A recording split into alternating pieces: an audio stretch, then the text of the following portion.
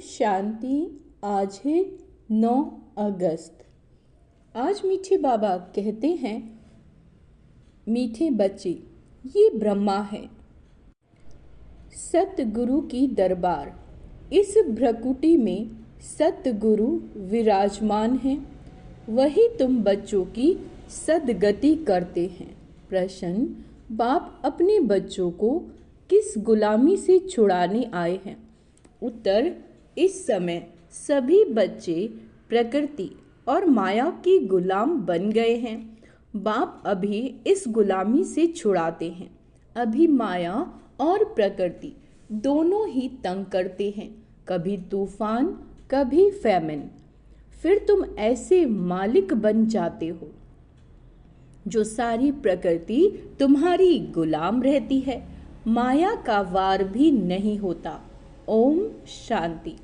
मीठे मीठे रूहानी बच्चे समझते हैं कि सुप्रीम बाप भी है, सुप्रीम शिक्षक भी है। वह विश्व के आदि मध्य अंत का राज समझाते हैं। फिर सुप्रीम गुरु भी है। तो यह हो गई सतगुरु की दरबार। दरबार होती है ना, गुरु की दरबार। वह है सिर्फ गुरु की, सतगुरु है नहीं। श्री श्री 108 कहलाएंगे। सतगुरु लिखा हुआ नहीं होगा। वो लोग सिर्फ गुरु ही कहते हैं। ये है सतगुरु। पहले बाप, फिर टीचर, फिर सतगुरु। सतगुरु ही सदगति देते हैं। सतयुग त्रेता में तो फिर गुरु होते नहीं, क्योंकि सब सदगति में हैं।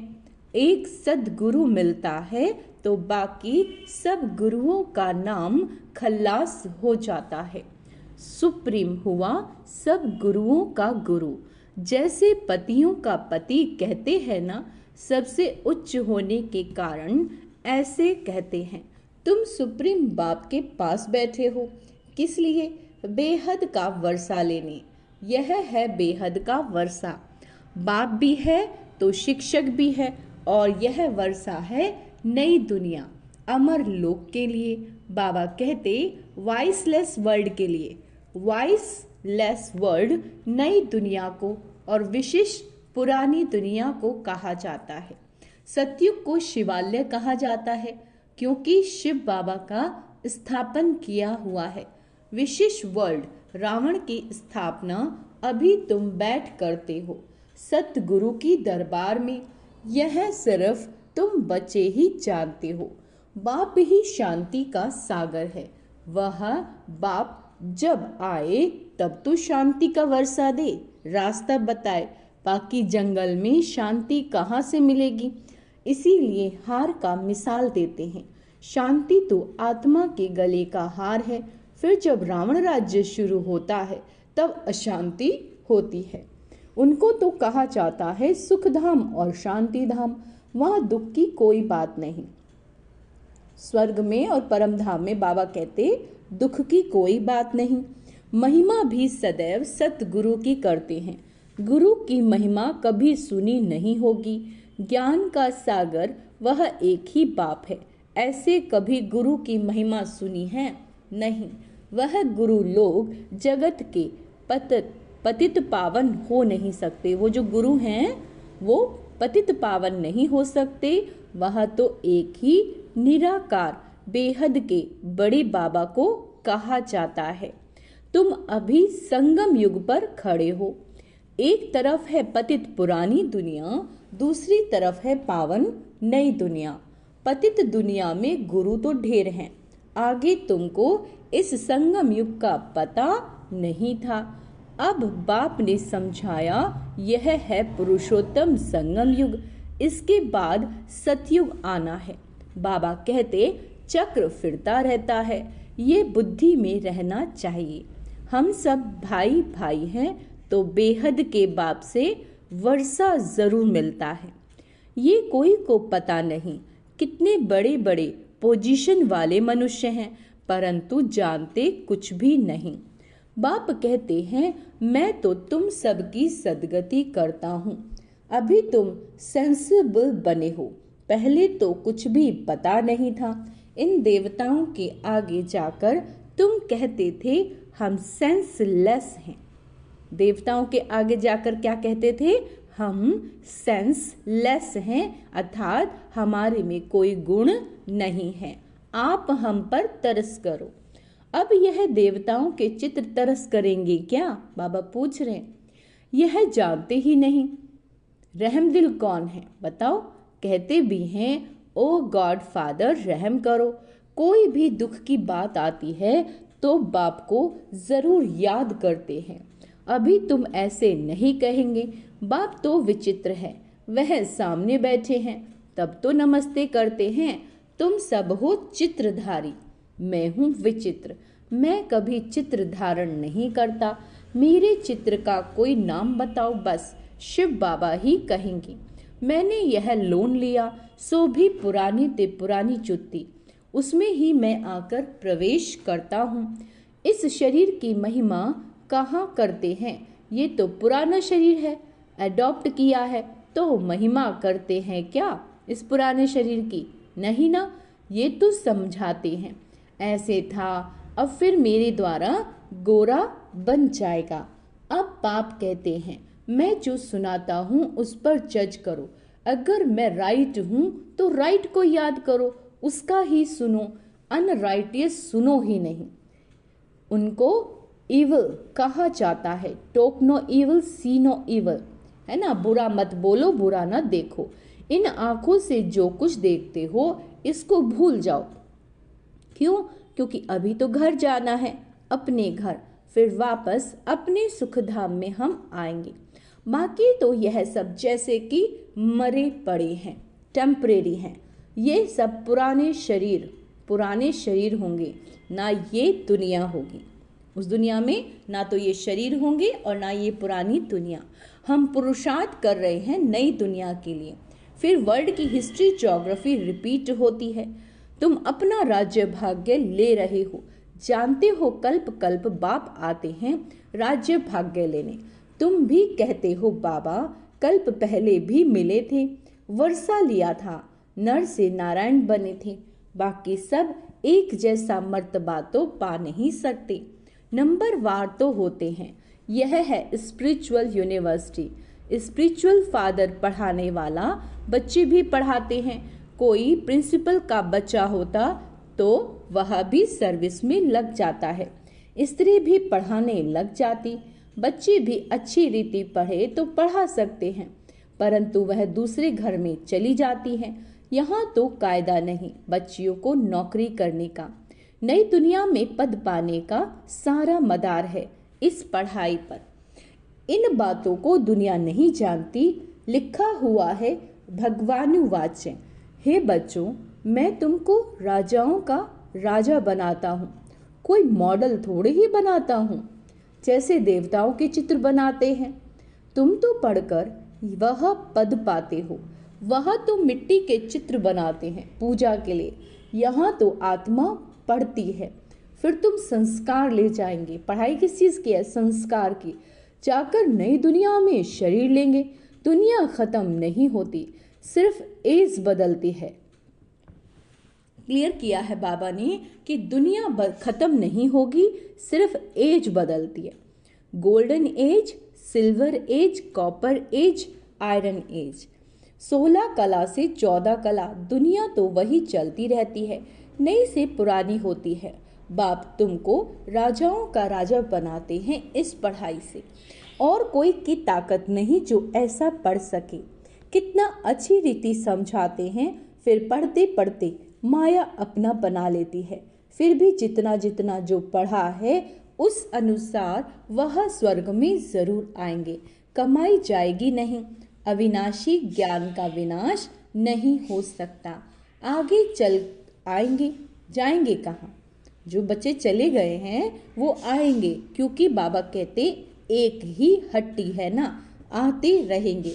शमशान में जब मनुष्य जाते हैं तो फिर बड़ा वैराग्य आता है, बस ये शरीर छोड़ ऐसे छोड़ने का है। फिर हम पाप क्यों करें? पाप करते करते हम ऐसे मर जाएंगे, ऐसे ख्यालात आते हैं। इसको कहा जाता है शमशानी वैराग्य। समझते भी हैं, जाकर दूसरा शरीर लेंगे, परंतु ज्ञान तो नहीं है ना। यहाँ तो तुम बच्चों को समझाया जाता है। इस समय तुम खास मरने के लिए तैयारी कर रहे हो, क्योंकि यहाँ तो तुम टेम्परेरी हो, पुराना शरीर छोड़ फिर नई दुनिया में जाएंगे। बाप कहते, बच्चे जितना तुम मुझे याद करोगे उतना पाप कटते जाएंगे। सहज ते सहज भी है तो डिफिकल्ट भी है। अंडरलाइन करेंगे। बाबा ने कहा कि तुम जितना मुझे याद करोगे उतना पाप कटेंगे। सहज ते सहज भी है और डिफिकल्ट भी है। बच्चे जब पुरुषार्थ करने लग पड़ते हैं तब समझते हैं माया की बड़ी युद्ध है। अच्छा, बाप कहते हैं सहज है, परंतु माया दीवा ही बुझा देती है। गुल बकावली, कौन सा नाम बताया बाबा ने? गुल बकावली की कहानी भी है ना। माया बिल्ली दीवा बुझा देती है। यहाँ सब माया के गुलाम हैं, फिर तुम माया को गुलाम बनाते हो। सारी प्रकृति तुम्हारी अदब में रहती है। कोई तूफान नहीं, फीमेन नहीं, प्रकृति को गुलाम बनाना है। वहां कभी भी माया का वार नहीं होगा। अभी तो कितना तंग करती है। गायन है ना, मैं गुलाम तेरा, वहां फिर कहते तू गुलाम मेरा। बाप कहते, अब मैं तुमको गुलाम पने से छुड़ाने आया हूँ। तुम मालिक बन जाएंगे, वह गुलाम बन जाएंगे, जरा भी चूचा होगी नहीं। यह भी ड्रामा में नूद है। तुम कहते हो बाबा माया बड़ा तंग करती है, सो क्यों नहीं करेगी। इसको कहा ही जाता है युद्ध का मैदान। अंडरलाइन करेंगे। अगर माया आए तो हमें सारा दिन याद रखना है कि ये है युद्ध का मैदान। माया को गुलाम बनाने के लिए तुम कोशिश करते हो तो माया भी पिछाड़ती है, कितना तंग करती है, कितने को हराती है, कईयों को एकदम खा जाती है, हप कर लेती है। भल स्वर्ग का मालिक बनते हैं, परंतु माया तो खाती रहती है। उनके जैसे पेट में पड़े हैं, सिर्फ पुछड़ी निकली है, पूछ, बाकी सारा उनके अंदर है, जिसको दलदल दुब्बन भी कहते हैं। कितने बच्चे दुब्बन में पड़े हैं, जरा भी याद नहीं कर सकते। जैसे कछुए का भ्रामरी का मिसाल है, ऐसे तुम भी कीड़ों को भू भू कर क्या से क्या बना सकते हो। एकदम स्वर्ग का परिजादा। सन्यासी भल भ्रामरी का मिसाल देते हैं, परंतु वह कोई भू भू कर बदलते थोड़ी ही है। बदली होती है संगम पर। अभी ये है संगम युग। तुम शूद्र से ब्राह्मण बने हो तो जो विकारी मनुष्य हैं उन्हों को तुम ले आते हो। कीड़ों में भी कोई भ्रामरी बन जाते हैं, कोई सड़ जाते हैं, कोई फिर अधूरे रह जाते हैं। बाबा ने ये बहुत देखे हैं। यहाँ भी कोई अच्छी रीति पढ़ते हैं, ज्ञान के पंख जमा हो जाते हैं। कोई को आधे में ही माया पकड़ लेती है तो कोई कच्चे ही रह जाते हैं। तो ये मिसाल भी अभी के हैं। वंडर है ना, भ्रामरी कीड़े को ले आप समान बनाए। यह एक ही है जो आप समान बनाते हैं। दूसरा सर्प का मिसाल देते हैं। सतयुग में बस एक खाल छोड़ दूसरी ले लेते हैं, झट साक्षात्कार होता है। अब शरीर छोड़ने वाले हैं, आत्मा निकल दूसरे गर्भ महल में बैठती है। यह भी एक मिसाल देते हैं। गर्भ महल में बैठा था, उनको बाहर निकलने दिल नहीं होती थी, फिर भी बाहर आना तो है ही जरूर। अभी तुम बचे हो संगम युग पर। ज्ञान से ऐसे पुरुषोत्तम बनते हो।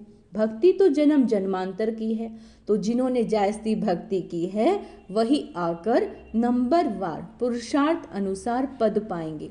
अभी तुम्हारी बुद्धि में सारा ज्ञान है, बाकी शास्त्रों का ज्ञान कोई ज्ञान नहीं। वहाँ तो है भक्ति, उनसे कोई सदगति नहीं होती। सदगति माना वापस घर जाना, घर में कोई जाता नहीं। बाप खुद कहते हैं मेरे साथ कोई मिलता नहीं।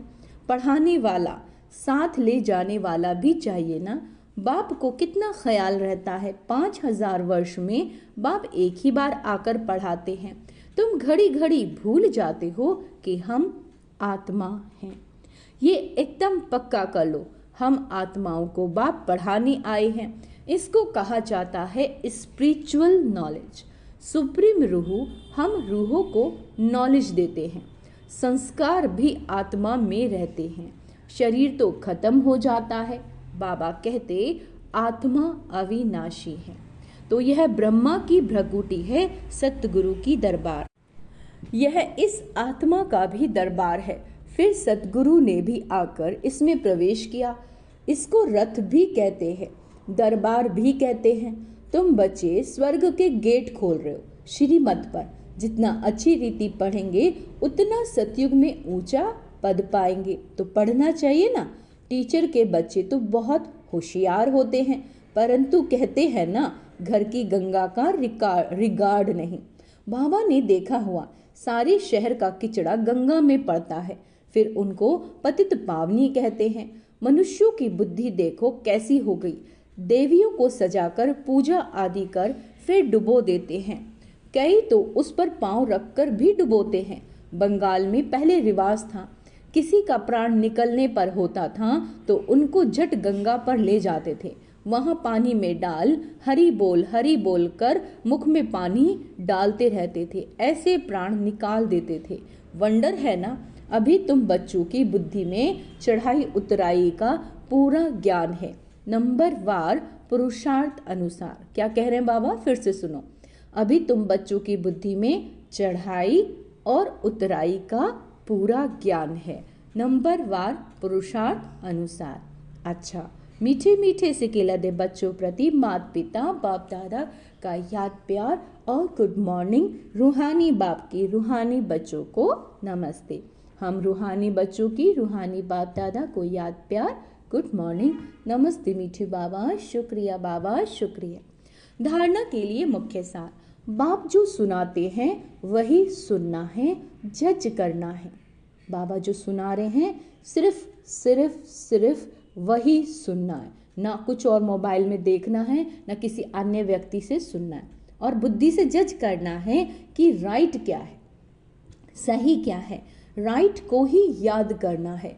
अनराइटियस बातों को ना सुनना है, ना बोलना है, ना देखना है। अंडरलाइन करेंगे इस शब्द को, अनराइटियस। जो गलत बातें हैं, जो आत्मा को इम्प्योर करती हैं, उन्हें ना सुनना है, ना बोलना है और ना ही देखना है।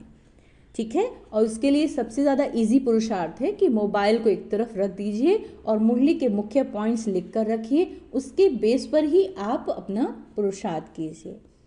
पढ़ाई अच्छी रीति पढ़कर अपने को राजाओं का राजा बनाना है। इस पुराने शरीर और पुरानी दुनिया में अपने को टेम्परेरी समझना है। इस शरीर में हम सिर्फ थोड़े समय के लिए हैं। हम इससे निकलकर परमधाम चले जाएंगे और फिर सतयुग में आएंगे, है ना। बाबा ने एक और शब्द दिया था, मैं इस दुनिया में मेहमान हूँ। तो इस पर आज पूरा दिन आपको चिंतन करते रहना है। जब आप एक पॉइंट पर चिंतन करेंगे, आपकी स्मृति में दूसरा पॉइंट ऑटोमेटिकली आना शुरू हो जाएगा। अच्छा, वरदान है एकाग्रता की शक्ति से एकाग्र परवश स्थिति। जो हमारी मन की स्थिति है वो परवश है। परिवर्तन करने वाले अधिकारी आत्मा भव। किस पर अधिकार? मन पर। ब्राह्मण अर्थात अधिकारी आत्मा कभी किसी के परवश नहीं हो सकती। आत्मा कभी किसी के परवश, अपने कमजोर स्वभाव संस्कार के वश भी नहीं। किसी और के वश तो है ही नहीं, अपने भी कमजोर स्वभाव संस्कार के वश भी नहीं।